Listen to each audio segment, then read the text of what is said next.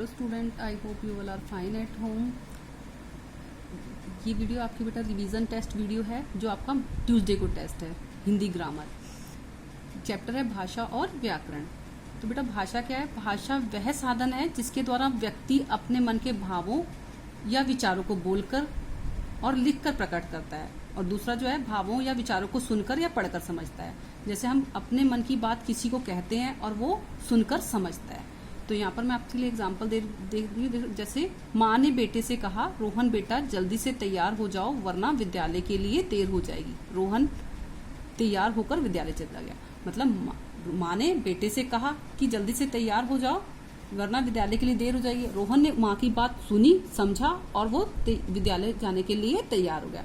इसी तरह बेटा जैसे तुम्हें अपने घर में भूख लगती है तो अपनी मम्मी से खाना मांगते हो और मम्मी सुनती है और मम्मी आपके लिए खाना आगे रखती हैं, तो मम्मी आपकी बात समझ जाती है, या माँ आपसे जो कहती है तो आप उसको सुनकर समझते हो। तो वही क्या है? बातचीत भाषा है। बेटा भाषा मुख से बोली जाती है और कान से सुनी जाती है। इसके साथ भाषा जो है लिपि की सहायता से लिखी जाती है।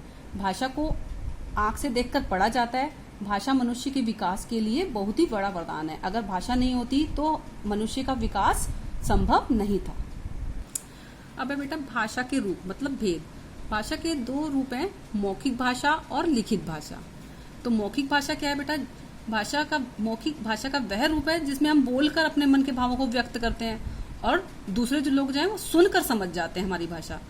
तो ये शिक्षित और अशिक्षित दोनों ही इस भाषा का प्रयोग आसानी से करते हैं। मतलब कोई पढ़ा लिखा हो या बिना पढ़ा लिखा इस भाषा का प्रयोग आसानी से करता है। तो ये हमारी, और इसके जो मतलब कि इसके एग्जाम्पल हैं मौखिक भाषा के, जैसे हम टेलीफोन पे बात करते हैं, किसी से बातचीत करते हैं, भाषण देते हैं, ये हमारी क्या है? मौखिक भाषा, जो हम बोलकर समझाते हैं और दूसरे सुनकर समझते हैं। दूसरा है लिखित भाषा। लिखित भाषा ये भाषा का वह रूप है जिसमें हम अपने विचारों को लिपि के माध्यम से, मतलब लिखने के ढंग के माध्यम से लिखकर व्यक्त करते हैं और दूसरे उसे पढ़कर समझते हैं।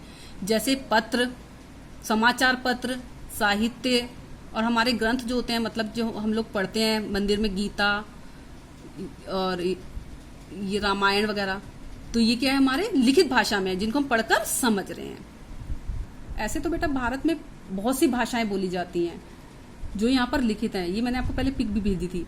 लेकिन हमारी जो राष्ट्र भाषा है हिंदी है, और हमारे देश में 22 भाषाओं को मान्यता मिली है।